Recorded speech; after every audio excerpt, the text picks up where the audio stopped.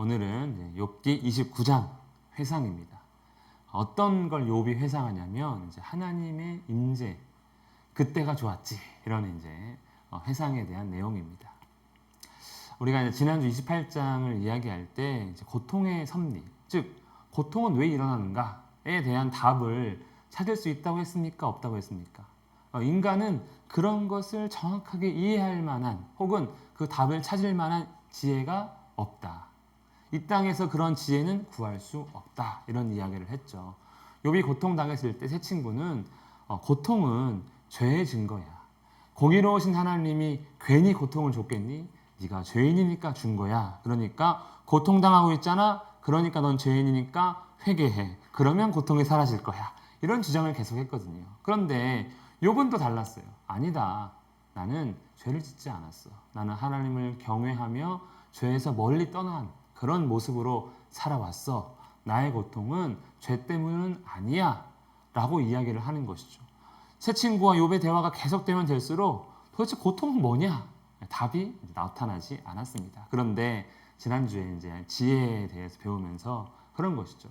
인생에서는 즉 고통이 왜 일어나는지, 고통은 어디서 오는지, 혹은 어디로 가는지, 온전한 인생을 산다는 건 무엇인지 인생은 이해할 수 없다.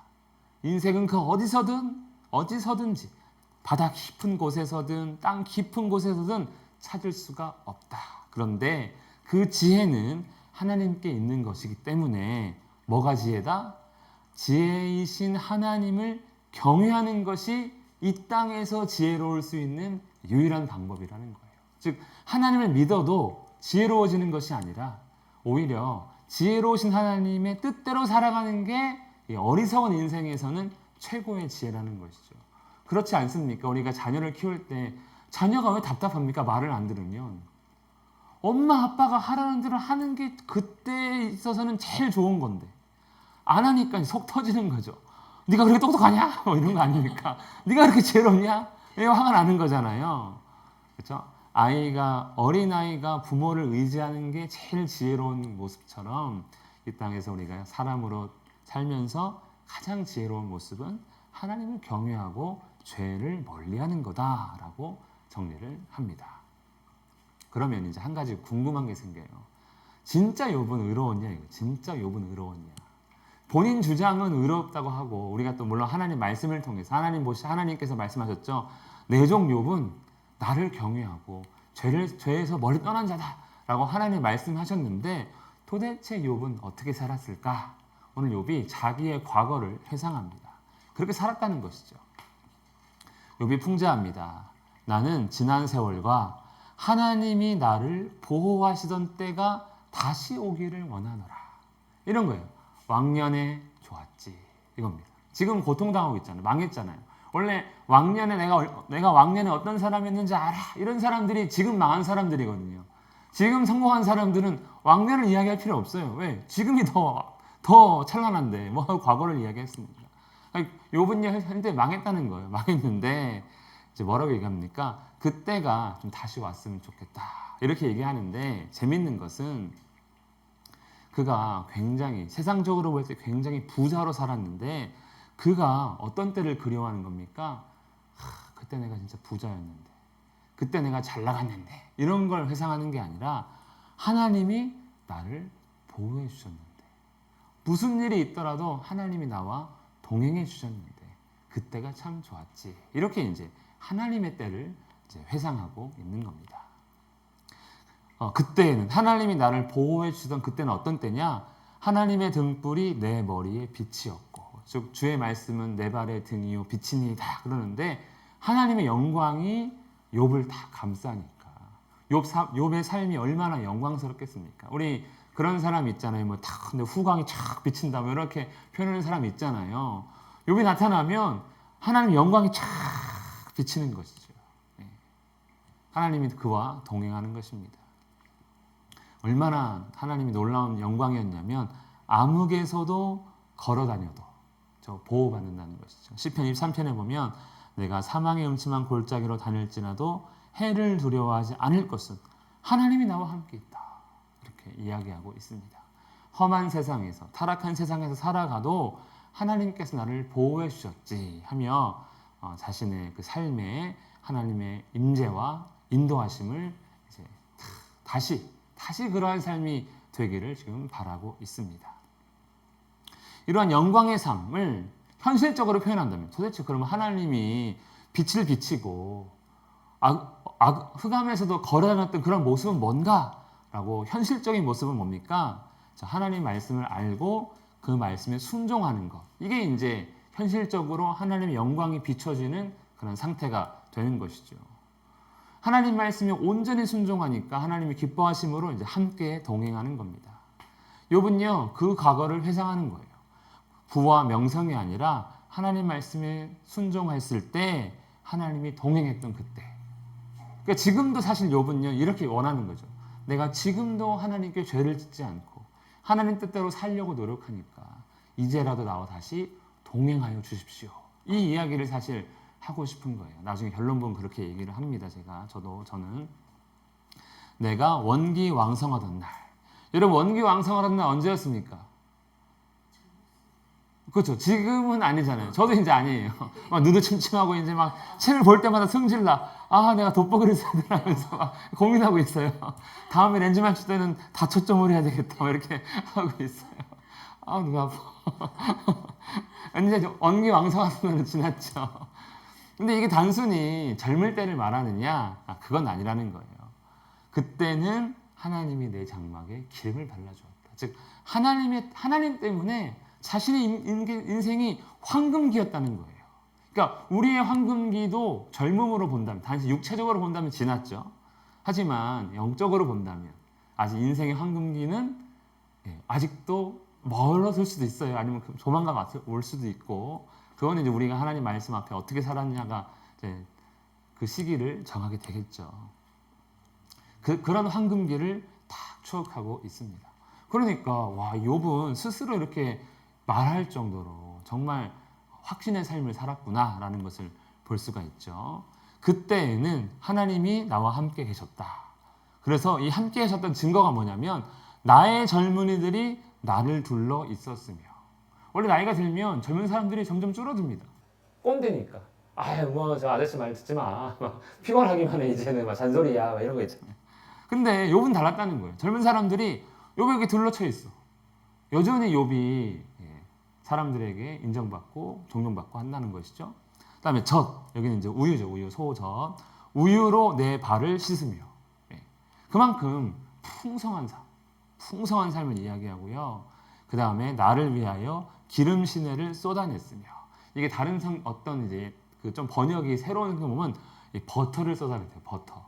그만큼 이제 아주 풍요해요. 근데 바위가 버터를 쏟아낼 수 있습니까? 없죠. 불가능한 거죠. 그런데 그만큼 풍성하다는 걸 표현하는 겁니다.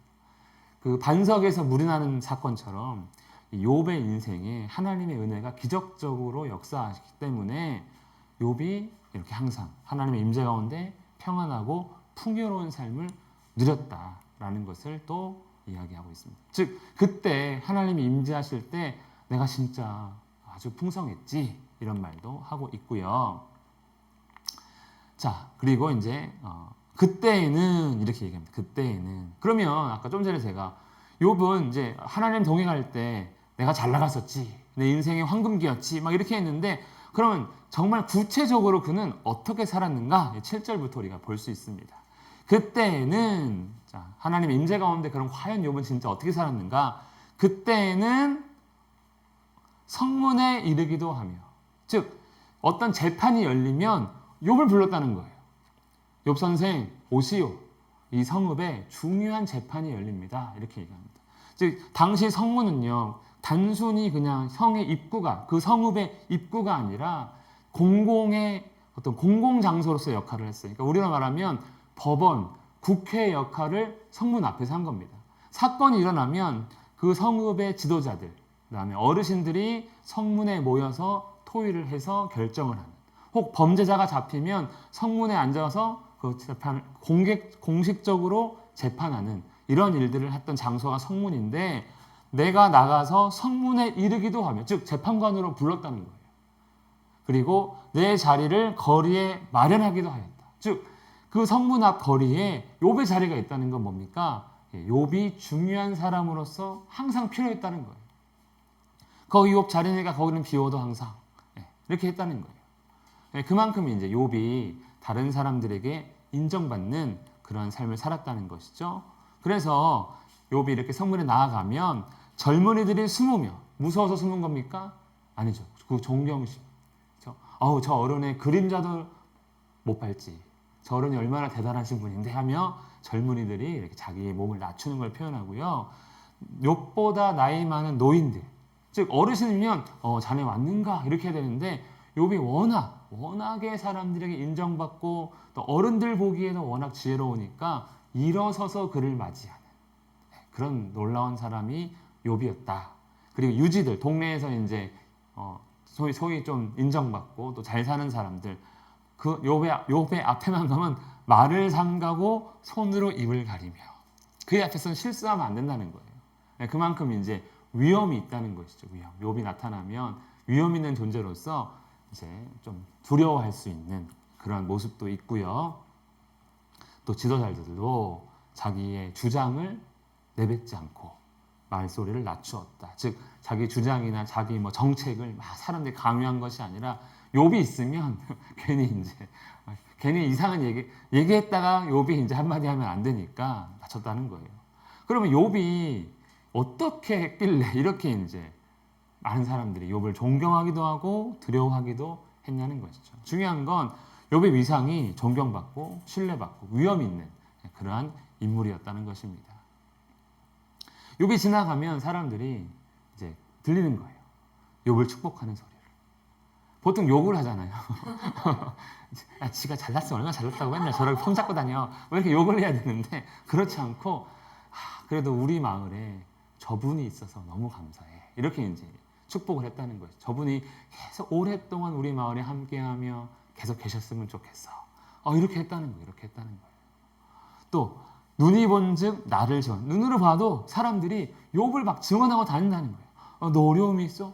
욥 선생님 찾아가봐. 욥에게 가면 욥이 도와줄 거야. 막 이렇게 막 증언한다는 거예요. 인정받는 욥의 삶을 볼 수가 있습니다. 그럼 왜 이렇게 하나 욥이 인정받는가? 이는 인정받는 이유는 부르시는 빈민과 도와줄 자 없는 고아를 내가 건졌습니다. 그 사람들이 다 그냥 모른 척하고 또 알아도 안 도와주는 그러한 사람들이 있는데 욥은 그들을 모른 척하지 않고 다 도와주었다는 거예요. 다 도와주었다는 거예요. 이게 돕는다는 게 사실 돈이 많아서 해결되는 문제는 아니잖아요. 그런데 그의 마음에는 이런 사람들을 돕고자 하는 그 마음이 있었던 것이죠. 예수님께서 항상 약자의 편이더라고 약자를 도우라고 했는데 욥은 그러한 삶을 실제로 살았던 것입니다. 그래서 얼마나 많이 잘 도와줬냐면 망하게 된 자, 즉 망해가는 자도 욥을 축복했다는 거예요. 망해가면 인생이 막 비참해지고 하니까 다른 사람 축복하기 쉽지 않거든요. 내가 죽어가는데 내가 망해가는데 다른 사람한테 좋은 소리 나오겠습니까? 저 욥 날 좀 도와줬다고 의시되는데 지 밖에 모르는 놈, 나 여기 지금까지 죽어가고 있는데 하면서 막 욕할 수 있는데 욥한테는 그렇게 안 했다는 거예요. 욥이 얼마나 성심성의껏 도와줬는지 알 수 있는 것이죠. 그냥 단순히 너 먹고 살기 힘들어? 돈 톡 던져주고 간 게 아닌 거예요. 욥은 뭔가 더 그들의 마음까지도 살펴줬다는 걸 우리가 볼 수 있고요. 그 과부도 마찬가지죠. 과부는 당시 사회적으로 가장 낮은 사람, 가장 취약한 계층인데 과부와 고아 이렇게 이제 있는데 그 과부까지도 욥으로 말미암아 기뻐했다는 거예요. 이제 아무도 돌보지 않은 가장 천하고 천한 사람까지도 욥은 모른 척하지 않고 마음을 다해서 도왔다. 이걸 이제 볼 수가 있는 것이죠. 그래서 욥이 자기를 이렇게 풍자합니다. 나는 의를 옷으로 삼았어.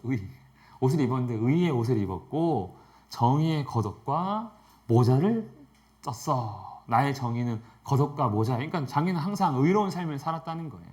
이게 단지 겉옷이니까 외식이 아니라 성경은 옷을 그 사람으로 표현하거든요. 너희가 예수 그리스도로 옷 입고, 이게 겉모습만 예수님처럼 살라는 게 아니라 예수님이라는 의미잖아요. 의와 진리의 거룩함으로 옷 입고, 옷이 그런 의미거든요. 그러니까 이건 외식했다는 의미가 아니라 나는 정말 의롭게 살았어 라는 것을 이야기하고 있습니다.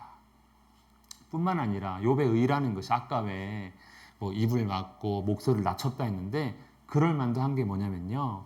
나는 맹인의 눈도 되고 도와줬다는 거죠. 저는 사람의 발도 되고 빈궁한 자의 아버지도 되며, 그러니까 이런 힘든 사람 다 도와줬어요. 그런데 중요한 건 불의한 자는 그럼 어떻게 했느냐? 악한 자는 어떻게 했느냐? 악한 자 모른 척하면 이제 절반만 공의로운 거잖아요. 온전히 한 건 아니잖아요. 불의한 자는 그 턱뼈를 부숴줬다. 이 턱뼈 부수면 사람이 말도 못하고 먹지도 못하는 거 아닙니까? 그만큼 불의에 대해서 강력하게 대처했다는 거예요. 그러니까 그 유지들, 그 지도자들 괜히 말 잘못했다가 욥이 이렇게 성격이 있으니까 불의한 걸 못 보니까 말은 조심하는 것이죠. 괜히 그냥 실수하면 안 되니까. 그리고 얼마나 불의한 자에 대해서 참지 않았냐면 노획한 물건, 어떤 사람이 다른 사람 물건을 빼앗아서 그걸 가지고 먹었다. 그러면 그 이빨 사이에서 빼내었다. 먹던 것도 입 벌려가지고 그냥 불의한 자에서는 빼낼 정도로 그가 공의와 정의를 실질적으로 행했기 때문에 사람들은 그를 존경하는 것이죠. 우리가 세상에서 존경받기 쉽습니다. 이렇게 하면 돼요. 이렇게 하면 돼요. 이게 어려워서. 이게 우리 문제가 뭡니까? 정의로워할 자리에서 정의롭지 못하고, 불의한 자리에서 정의롭지 못하고, 항상 뭔가 부족해. 여기서 내가 한 발 더 정의롭고 싶은데, 내가 좀 힘들 것 같아. 이거 했다가 괜히 다칠 것 같아. 불의한 자리에서 내가 전화도 한마디 해주고 싶어. 야, 이 녀석들아 해주고 싶은데, 내가 맞을 것 같아. 아저씨 일로 와봐요. 그럼 괜히 무서워. 욥은 그렇게 안 했다는 거죠. 오히려 욥이 나타나면 젊은 사람들 숨었죠. 그만큼 이제 이런 공의로운 삶이 중요한데 교회나 성도들이 이런 삶을 살 필요가 있는 것이죠. 어쨌든 욥은 공의로운 삶을 살았다. 그러면서 욥도요, 이제 자기도 사람인지라 기대합니다. 어떤 걸 기대합니까? 내 보금자리에서 숨을 거두며. 그러니까 그 사람이 너무 평안하면, 진짜 막 고생하고 살아가다가 이제 평안을 딱 맛보면 이런 얘기를 하는 것 같습니다. 나 이제 이 집에서 죽었으면 소원이 없겠어. 그만큼 이제 평안한 것이죠. 이 집에서 그냥 지금 삶이 만족하니까 이렇게 그냥 살다가 아무 사건 사고 없이 평안하니까 나 이 집에서 죽었으면 소원이 없겠어. 이게 안 좋은 의미가 아니라 평안한 의미죠. 평안한 나머지 이제 이게 계속되기를 바라는데 욥이 딱 그 얘기한 겁니다. 나 이 집에서 그냥 죽었으면 좋겠어. 이 평안이 쭉 이어지길 바래. 이렇게 얘기하는 것이죠. 나의 날은 모래알같이 많으니라. 즉 내가 하나님을 경외하고 이렇게 이웃을 사랑하니 하나님께서 나에게 장수의 복을 주셨으면 좋겠어. 그러니까 평안히 오래 살기를 원한 거예요. 욥은요. 욥이 그렇게 스스로 말하기를 나는 그걸 기대한다는 거죠. 욥이 기대했습니다. 하나님이 나와 함께 하시면 나는 쭉 이렇게 살겠지 하며 동기부여가 되는 거예요. 그러니까 난 더 열심히 정의를 행하자. 하나님 뜻대로 살아가자. 이렇게 했다는 것입니다. 내 뿌리는 물로 뻗어나가고 이슬이 내 가지에서 밤을 지내고, 즉 항상 풍성하게 물을 공급받는 나무처럼. 그렇죠? 원래 식물이 뿌리뿐만 아니라 이슬이 내림으로써 가지가 젖고 잎사귀가 젖으면서 더 튼튼해지는 거 아닙니까? 그리고 내 영광은 내게로 세워지고 내 손에 화살이 끊이지 않고 전통에 화살이 가득한 자는 복이 있나니 그랬거든요. 그걸 이제 자식으로 표현하는데 그의 후손이 많아지기를 원하고 있습니다.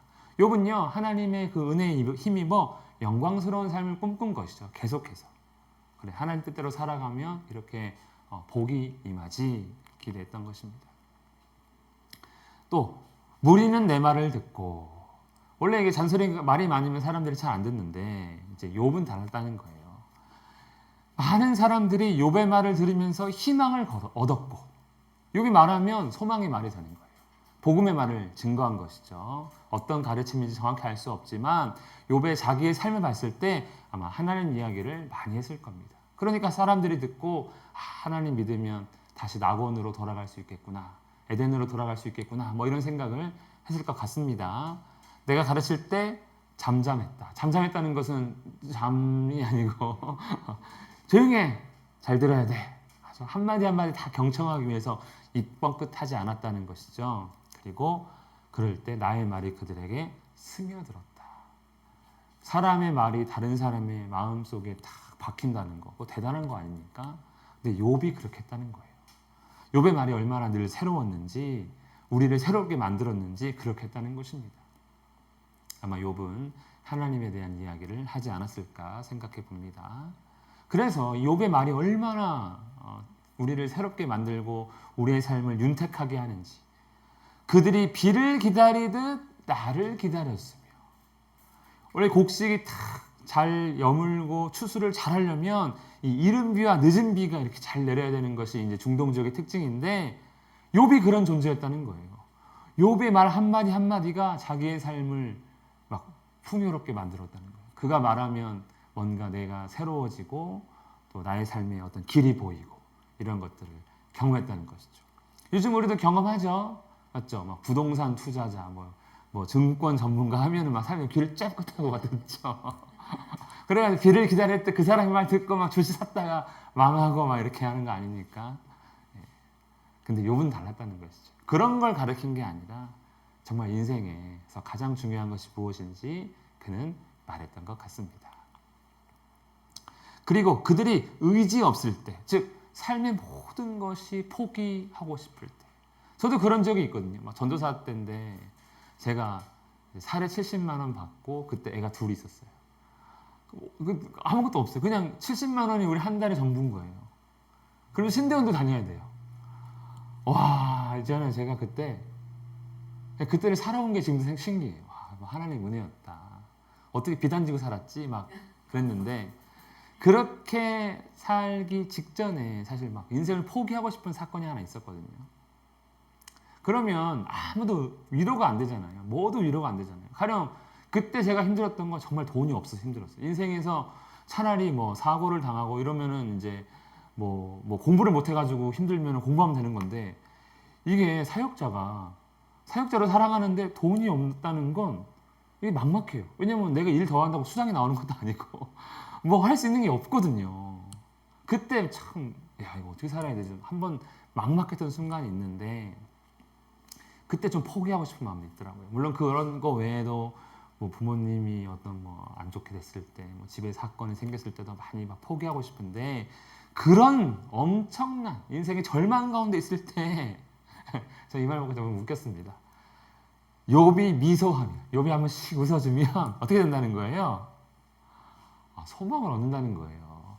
그들이 나의 얼굴빛을 무색하게 아니하였느냐. 즉 욥이 한번 그 절망 가운데 사람에게 가서 웃어주면 쪼개냐? 이렇게 했잖아요. 너 비웃냐? 이게 아니고 내 미소를 보고 그들이 위로를 얻는다는 거예요. 그 표현인 거예요. 욥이 진짜 신기한 거 아니에요? 예수님이죠, 거의. 절망 중에 예수님 찾아가서 내 죄를 사하노라. 그러면 인생이 달라지잖아요. 욥이 진짜 그런 존재였다는 거예요. 인생의 절망 가운데 있는 사람도 나를 보면 위로를 얻었을 때가 있었다. 그리고 그렇게 되기를 원한다. 라는 것이죠. 저는 우리가 좀 그런 존재가 되었으면 좋겠습니다. 절망 가운데 있을 때 나를 만나면 저 사람이라면 나에게 뭔가 소망의 말을 해주지 않을까 하며 기대하며 나를 바라보는 그런 우리가 되었으면 얼마나 기분이 되면 얼마나 좋겠습니까? 어딜 가든 조심할 것 같고 스스로, 아이고 내가 그런 존재인데 조심해야지 하고, 또 말 한마디도 정말 힘이 될 수 있도록 하는 그러한 삶을 살아갈 것 같아요. 그렇게 격려를 얻을 것 같아요. 내가 그들의 길을 택하여 주고, 즉 좋은 인도자가 되어 주는 것이고요. 으뜸되는 자리에 앉았다. 가장 높은 자리에 앉았다는 거 뭡니까? 권위 있는 지도자. 즉 내가 높은 자리에 앉아서 판결을 해도 사람들이 다 인정해 주는 그런 권위 있는 지도자. 그리고 애곡하는 자를 위로하는 사람과 같았다. 즉 따뜻한 목자 같은 그러한 욥의 인생이었다. 그리고 그런 인생을 다시 기대하고 있는 욥의 마음입니다. 욥 정말 잘 살았죠. 예. 저 욥기 29장을 읽으면서 한 번 더, 야, 예수님이 이렇게 산 거구나. 예수님이 어떻게 샀을까 궁금하면 29장을 보면 되겠구나. 정의와 공의, 그리고 어려운 사람을 도와준다는 거 쉬운 일은 아니지만 내가 그리스도인으로서 반드시 해야 할 일이구나, 이런 생각을 많이 좀 했습니다. 욥은요, 자신이 하나님께서 자기와 함께 했던 삶, 즉 하나님 말씀에 순종하며 정의롭고 자비로웠던 삶을 추억하면서 이제 그 삶이 다시 돌아오기를 지금 바라고 있는 것입니다. 그렇죠? 그는 하나님을 경외하고 악에서 떠난 삶을 살았던 것이지요. 그런데 현실은 뭡니까? 현실은 시가 지금 망했다는 거예요. 고통 가운데 있다는 거예요. 그러면 29장은 왕년에 내가 말이야 하며 그냥 과거를 탄식하는 건가? 그렇지 않다는 것이죠. 하나님, 과거에 내가 하나님과 동행하지 않았습니까? 내가 죄를 짓지 않았고 하나님 뜻대로 살지 않았습니까? 그런 과거를 지금 이야기하고 있는 것이죠. 하나님 앞에서. 그럼 고통을 왜 주셨는지 이제는 하나님 좀 알고 싶습니다 하며 이제 질문하는 형식의 회상이 되는 것입니다. 우리가 30장, 31장까지 쭉 볼 텐데 욥의 이 회상을 통해서 그리스도인으로서 내가 좀 어떻게 살아가는 것이 하나님과 동행하는 것인지 우리가 조금 배우면서, 그럼에도 불구하고 그 과거의 영광이 현재를 보장하지는 않는다는 거예요. 그러니까 우리가 잘 나갈 수 있지만 고통은 여전히 일어날 수 있다는 걸 기억하는 것이죠. 욥이 지금 그런 상황이 있기 때문에, 그래서 과거의 영광에 매이기보다는 항상 중요한 건 내가 항상 하나님 말씀을 알아가며 순종하고 하나님과 동행하는 거지.